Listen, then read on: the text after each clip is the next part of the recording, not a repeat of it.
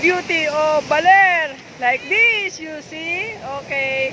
Mayroon sila mga rock formation pero meron pa dun sa iba. So this is my second time around sa Baler. Hello, good morning sa mga supporters, saka sa mga followers ko dyan. Salamat sa inyo, hindi ko na kayo isa-isahin. So guys, since mahal na araw po ngayon, so ayan, yung muna ako mag-pray, saglit lang po. At mamaya po, didiretso po kami sa Balete. Yung Balete na sinasabi na nila ngayon ay Millennial 3. So ngayon nandito na po kami sa Balete. Kaya hindi na siya Balete. Millennial 3 na siya. Dati maganda yan. Ngayon pa.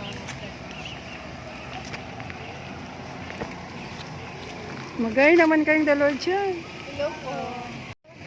Balete. Ay, ayun o.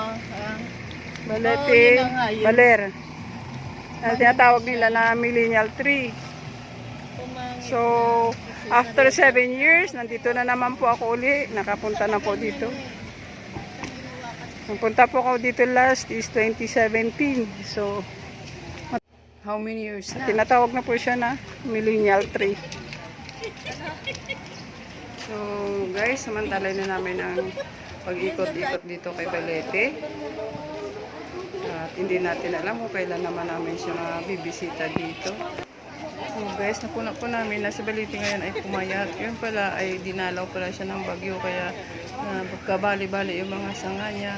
Kaya ayan, medyo pumayat siya tingnan. So picture-picture muna. Samantalay ng pa-picture habang nandito pa kami. Ayan, yung dalawa kong sisters. So, namimiss ko na po ang pag-akyat dito. So, subukan natin ng pag-akyat muli. Ayan, may babala po kung anong dapat gawin. Ayan. Pangalawang akyat ko na po ito kay Balete. Hello, Balete.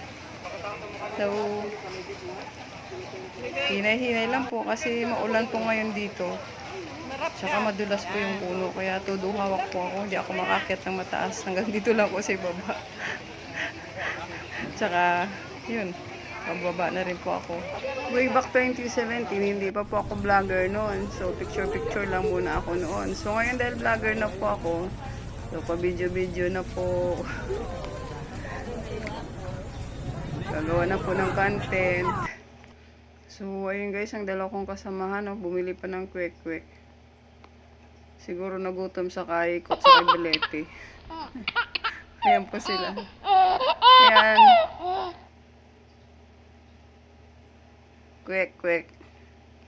So, maraming tao dito ngayon. Kahit na maulan ang panahon, maraming mga riders. Ayan po sila. Mga kasamante po namin sa daan yan. Nagkikita-kita kami.